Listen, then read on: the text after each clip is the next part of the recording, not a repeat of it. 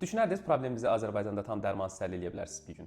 Yox, sözün açığı yox. Səmimi deyim ki, heç vaxt düşünmürdüm ki, belə rahat, qısa yoldan bunu həll edə biləcəm. Dünyanı gəzib, sağlığı axtarıb, sonda sağlığı Azərbaycanda tam dərmansız. Bəli. Xanım, bizə müraciəti 25-ci ayda olubdur və biz 10 seans təyin eləmişik. 10 seansın 3 seansını Rəsmiyə xanım işləyib komandamızda tam bədən, 7 seans mən işləmişəm bölgəsəl, boyun və başla işləmişik. Və bizə müraciəti baş ağrısı, başda gərginlik, boyun ağrısı, çiyin ağrısı, çanaqda, beldə ağrılar, qollarda ağrı sağ tərəfdə, ayaqlarda ağrı, köp, baş gicəllənməsi, xroniki yorğunluq, ara-sıra panik atak kimi hissiyat, qəbizlik və təngi nəfəslik. Diafraqmada ağrı və qarın boşluğuna yayılan bir ağrı. Və biz 10 seans təyin elədik. Bu gün 10-cu seansımızı bitirmişik. İstəyirik hansı müalicələri alıbsınız bizə gələnə qədər və bizlə başlayandan sonra hansı şikayətlərimiz keçib? Uzun illərdir baş ağrısından əziyyət çəkirəm. Baş ağrısından ziyadə həmişə başımda dumanlanma hissi olur. Yəni net aydın düşünməkdə çətinlik çəkirəm. Xüsusilə də qapalı yerlərdə çox qalanda, pəncərə bağlı olanda, hava dəyişikliyi olanda və yaxud da ki uzun müddət bir zehni fəaliyyətlə məşğul olanda sanki beynim dumanlanır və yəni aydın düşünə bilmirdim. Bir də məndə mütəmadi olaraq bunu bütün həkimlərə izah etməkdə çox çətinlik çəkirdim. Beynimdə sanki belə bir anlıq kontaktın itməsi hissi olurdu. Bəziləri bunu anlamağa çalışırdı ki, yəni huşum mu gedir, yoxsa o anda yaddaşım mı pozulur? Heç biri baş vermirdi. Sadəcə olaraq bir anlıq elə bir beynin qidalanması pozulurdu və bu ilə bağlı xaricində Türkiyədə müxtəlif həkimlərin qəbulunda olmuşam. 2 dəfə Balidə uzun müddətli şərq tibbi olan Ayurveda protokolları almışam.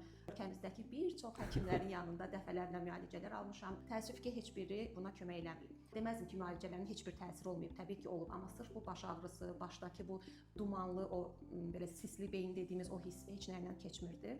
Və son bir neçə ay ərzində bu o qədər çox idi ki, mən bəzən düşünməkdə çətinlik çəkirdim. Yəni sual verəndə zehnim aydın olaraq məlumatı emal edə bilmirdi. Bu qədər çətinliyim var idi.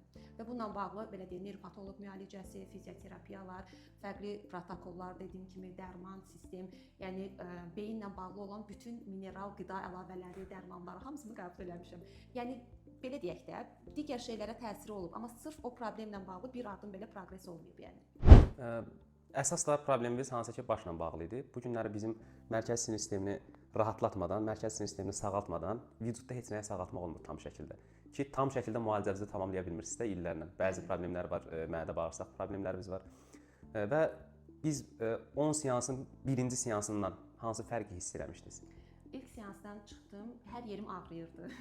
Bu normaldır.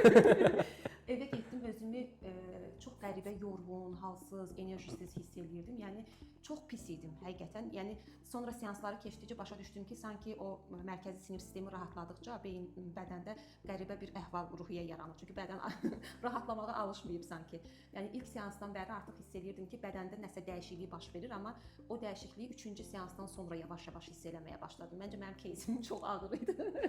Bayaq işləyəndə maraqlı bir söz dediniz. Birinci seansdan sonra bədənimdəki o dolaşımın hiss eləməyə başladım. Eynən. Mən ümumiyyətlə, deməli, bir masaj mütəxəssisi mənə dedi ki, sizdə sağ tərəfdə bir problem var. Mən də başlamışdım fizioterapevt axtarmağa. Instagramda sizin videonuz qabağıma çıxdı, Yumeiho terapiya haqqında danışırdınız. Diqqətimi çəkdi. Sonra başladım Yumeihonu araşdırmağa. Bir türk Yumeiho terapistinin videosunda belə bir başlıq var idi. Həyat enerjinizi geri qaytarmağın yollarından biri Yumeiho terapiyadır. Məhz o söz məni Yumeiho terapiyaya gətirdi.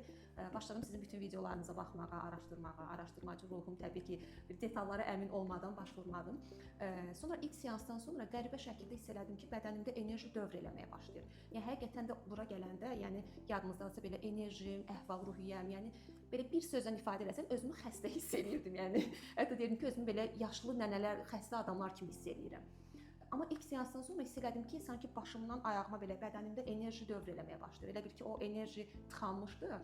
İndi o tıxanıqlıqları açmaqla sanki dövrüyə başladı ilk seansdan sonra. Gələndə indi hal-hazırda əminəm ki, bir 25-26 yaşla gedirsiniz. Gələndə neçə yaşla gəlmişdiniz enerji olaraq? Enerji olaraq çox, yəni 60-ın üzərində deyərdim. Yəni o dərəcədə özümü enerjisiz, halsız, motivasiyasız, yəni bugün görürsüz qırmızı kofta geyinib gəlmişəm. Məncə onunla belə hiss olunur ki, əhval-ruhiyyəm həqiqətən çox dəyişib. Yəni onu çox hiss eləyirəm. Həqiqətən tam düşünərdiniz ki, tam dərmansız bir gün sağalacaqsınız. Yox.